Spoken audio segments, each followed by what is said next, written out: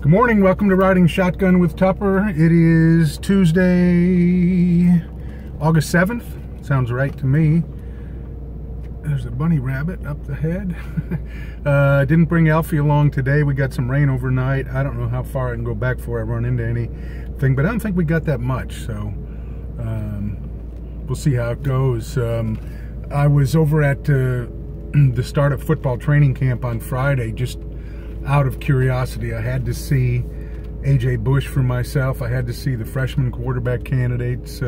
Cam Thomas was the only one I had seen with my own eyes, and it was very interesting indeed.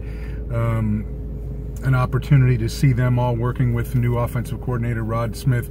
AJ Bush was an interesting guy, really interesting to watch, and then even more interesting for me to stand eyeball to eyeball with and talk to. I liked the kid. I liked him physically. You know, he's 6'4", 225. He's 22 years old. He's a mature guy, and he sounded mature. You know, you see a guy, he's been to 4 colleges. Well, that's a red light, you know. I mean, what the heck?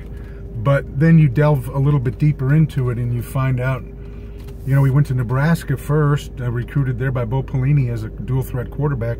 They fired Bo Pelini, they hired Mike Riley. Mike Riley wanted a pocket passer, so he all of a sudden was a square peg in a round hole, didn't fit. Went to junior college for a little bit to regroup, and then went to Virginia Tech and was the backup at Virginia Tech. And one of the interesting things Rod Smith said, and then AJ said as well, is that Rod said Rod had recruited him when he was in high school in Georgia, I believe, and knew of him and talked to him. And he said that, you know, he says, I just think he's a guy that has not been in the right spot at the right time, and maybe this is that right spot and right time for him. And he went on to say the same thing and said, you know, if you're the number 2 at wide receiver or running back or offensive line, you're going to play a lot of football. But if you're the number 2 at quarterback, barring an injury or failure by number 1, you're not going to get to play much. And he said he called quarterback a position of privilege.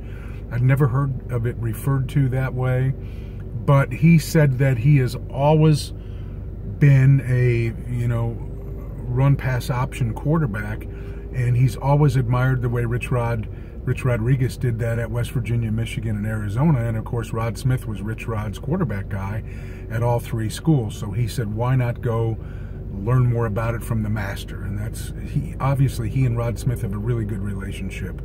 I like the way he moves. I like the way he throws the ball, even though he's a left-hander. And Mikey Dudek said the ball comes out differently. They can all get used to that.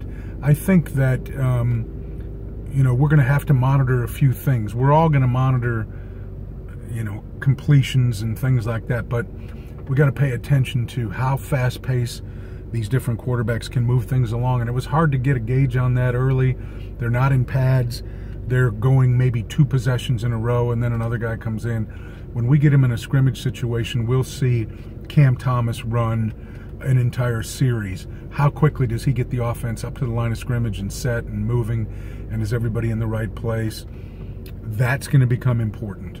And then we're going to watch turnovers, obviously, who protects the football. And then we're going to see, yesterday was the first day in pads, so we're going to see hitting, not of the quarterbacks, but we're going to see some hitting in front of the quarterback. We're going to see blitzes. We're going to see pass rush.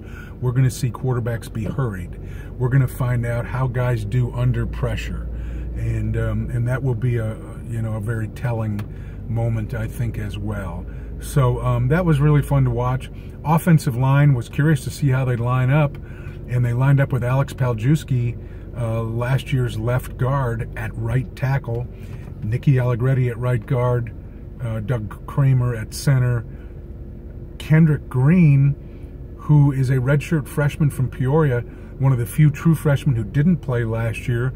He lined up starting at left guard, and then Vidarian Lowe starting at left tackle. That was kind of interesting to watch and see. That was pretty cool, the battle there. What becomes of Larry Boyd? Yes, he was out there. Yes, he did take a couple of reps. but it's kind of hard to tell where he is and how big the doghouse must be that he's sitting in right now. Running back, a lot of competition there. Mike Epstein back, good to see him running well. Rayvon Bonner, more of a power back. Both those guys had moments where they looked really good as true freshmen, and neither finished the season due to injuries. And then Reggie Corbin, a speed back that Rod Smith says he really likes, and Dre Brown and Jakari Norwood. I think in the case of Reggie Corbin and Jakari Norwood, you're looking at guys that can really run, but I don't know whether they can run between the tackles. And I think Rod is a guy who is creative enough to find ways to get these guys the football in the open field, whether that's line them up more in the slot, whether that's on reverses, whether that's, I'm not sure. We saw Mikey Dudek run some kind of reverse action jet sweep kind of things the other day. So that was really interesting. And then there's a lot of guys on that defensive line who are going to be involved. And how that rotation plays out will be interesting. But there's some talent there, and you couldn't help but notice the two big freshmen, Vertus Brown and Calvin Avery, in the middle. They wear numbers 93 and 94. They're huge. How quickly they can adapt and go at it, we will see.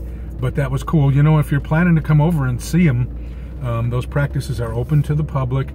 The schedule is printed on fightingillini.com, but they're only out there until August 18th. That is a week from this Saturday.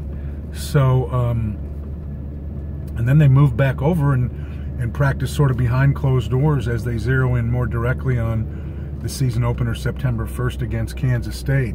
So if you're thinking about going, and I would encourage you to, on the grass fields about 3 blocks east of Memorial Stadium, I would encourage you to. You need to think about doing it fairly quickly. This will be over with in a hurry before they close it off to the public.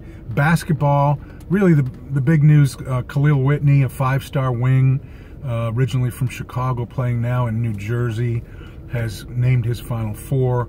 Illinois is included. I mean, it just sounds so much like he's going to go to Kentucky, Illinois, Oregon, Georgetown. He said 2 years ago his dream was to play for Kentucky. It just seems like when Kentucky gets you in their crosshairs, they've got you. And yet he's got a kind of unique situation because of Chin Coleman through the McIrvin fire and his close friendship with Io, that, you give Illinois at least a little bit of a fighting chance. But I think it's great that they made it to the Final Four with him. I think he'd be an unbelievably exciting addition at the wing position.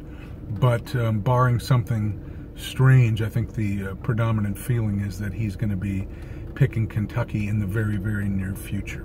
So, hey, that's about it for now. Try to get over to a practice if you can. At some time, I'm not going to all of them now in retirement, but retirement doesn't eliminate your curiosity, and I couldn't not show up the first day to get a look at A.J. Bush mainly and see him with my own eyes. Big left-hander, very promising. I think a lot of promise tied to Rod Smith as well. How he's going to run this offense. And frankly, we haven't seen Rod call plays, and that's important. And so we will all get a peek at that. But very cool to see him over there. Hope to see some of you over there. Thanks for riding along today. And have a great week, and we'll talk to you next Tuesday. Bye-bye.